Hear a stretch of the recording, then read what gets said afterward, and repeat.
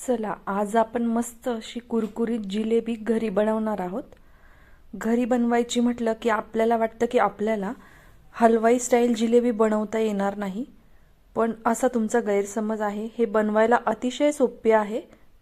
त्यासाठी रेसिपी शेवटपर्यंत नक्की पहा। इथे आपण प्रथम पाक करून घेणार आहोत। त्यासाठी मी इथे 1.5 कप एवढं साखर इथे पातेल्यामध्ये घालून घेतलेली आहे आणि अर्ध्या कपाला थोडंसं जास्त म्हणजे साखर पाण्यात बुडेल इतपत पाणी इथे घालून घ्यायचंय। त्यामध्ये घालायचे आहेत केसराच्या काड्या, तुमच्याकडे नसतील तर नाही घातल्यात तरी चालेल, आणि दोन थेंब एवढा पिवळा रंग मी इथे घातलेला आहे। रंग घातल्यामुळे जिलेबीला छान कलर येतो। त्यानंतर मी इथे घातलेली आहे थोडीशी वेलची पूड। आता हे सगळं मस्त मिक्स करून घ्यायचंय। एक गोष्ट लक्षात घ्या, पाक तयार करण्यासाठी थोडं खोलगट भांडं वापरायचं आहे। इथे आपल्या पाकाला मस्त उकळी आलेली आहे। आता आपल्याला खूप एकतारी वगैरे पाक करायचा नाही, फक्त चिकट पाक करायचा आहे। खूप जास्त पाक पुढे नाही न्यायचा, मग त्याची साखर तयार होते। अशा पद्धतीने फक्त थोडासा चिकटसर पाक आपल्याला करायचा आहे। तर हा पाक आपल्याला बनवून आपला तयार झालेला आहे। आता याला साईडला ठेवून देऊया आणि आपण आता बॅटर तयार करून घेऊया। इथे मी घेतलेला आहे दाबून 1 कप भरून मैदा। हा मैदा आपल्याला मस्त चाळून घ्यायचा आहे। चाळून घेतल्यामुळे यातल्या सगळ्या गाठी निघून जातात। आता या मैद्यामध्ये घालायचं आहे 2 चमचे एवढं साजूक तूप। हा माझा छोटा चमचा आहे त्यामुळे मी 2 चमचे घालते। तुमच्याकडे मोठा चमचा असेल तर 1च चमचा घाला। आता हे तूप ह्याला मस्तपैकी असं ह्या पिठाला चोळून घ्यायचंय। पिठाला तूप चोळून झालं की मग आपण इथे इनो फ्रूट साल्ट याचं 1 पॅकेट मी इथे घालून घेते। तुमच्याकडे ज्या फ्लेवरमध्ये अवेलेबल असेल तुम्ही त्या फ्लेवरचा घाला। इनो घातल्यावरती हाताने पुन्हा हे सगळं व्यवस्थित मिक्स करून घ्यायचं आहे। आता आपण थोडं थोडं पाणी घालून हे बॅटर करून घेणार आहोत। इथे तुम्ही पाहू शकता मी आधी हातानेच बॅटर तयार करते, म्हणजे त्यातल्या सगळ्या गुठळ्या या हाताने व्यवस्थित फोडून घेता येतील। अशा पद्धतीने थोडा वेळ हाताने मिक्स करून मी पुन्हा विस्कने चांगलं हे फेटून घेतलंय। तुम्ही पाहू शकता हे या पद्धतीचं असं या कन्सिस्टन्सीचं बॅटर आपल्याला पाहिजे। आता मी इथे एका पॅनमध्ये तेल तापत ठेवलेलं आहे। तळण्यासाठी थोडा पसरट पॅन वापरायचा आहे। आणि आता जिलेबी बनवण्यासाठी मी ही पायपिंग बॅग घेतलेली आहे। ही तुम्हाला एखाद्या केक शॉपमध्ये वगैरे कुठेही मिळून जाईल। ही पायपिंग बॅग केकचं आयसिंग करण्यासाठी वापरतात। ही पायपिंग बॅग नसेल तर तुम्ही एखादी प्लॅस्टिकची पिशवी घेऊन दुधाची त्याला कोपऱ्याला होल पाडून तुम्ही ही जिलेबी तयार करू शकता।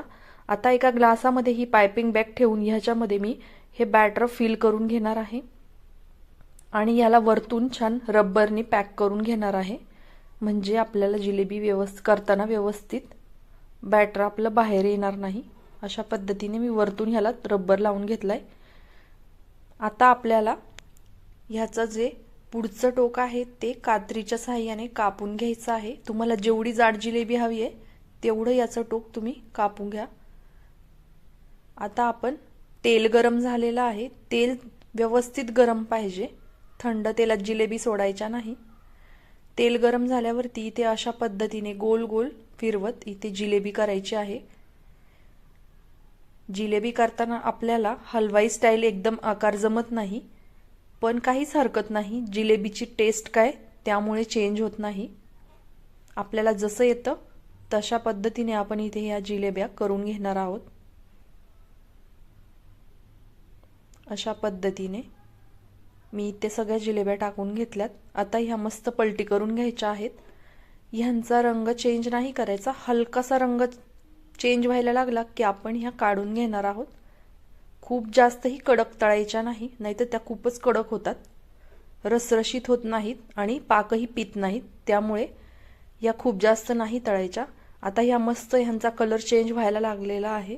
आता ह्या मी सगळ्या काढून घेते। अशा पद्धतीने ह्या तेलाच्या बाहेर निथळून व्यवस्थित काढून घ्यायच्या आहेत आणि गरम गरम पाकामध्ये या जिलेब्या आपण टाकून घेणार आहोत। गरम पाकातच जिलेब्या सोडायच्या, म्हणजे मग पाक व्यवस्थित या जिलेब्यांमध्ये शोषला जातो। अशा पद्धतीने व्यवस्थित या ते पाकामध्ये भिजत घालायच्या आहेत, म्हणजे छान पाक शोषला जातो।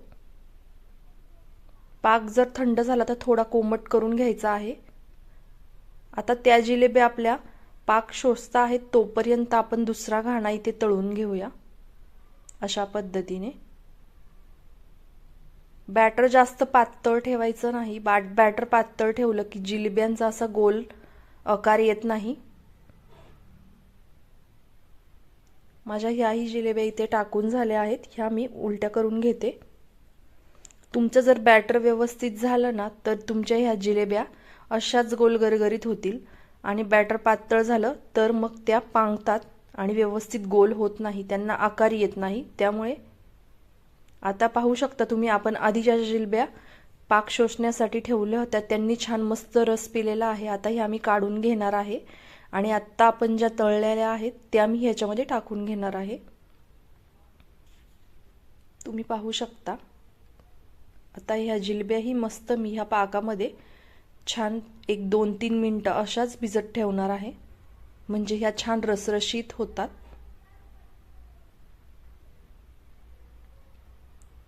अशा पद्धतीने आता ह्यांचा पाक पिल्यानंतर मी ह्या जिलेब्या व्यवस्थित ताटामध्ये काढून छान सर्व केल्यात। तुम्ही पाहू शकता जिलेब्या वाटत आहेत का ह्या आपण घरी बनवलेल्या आहेत।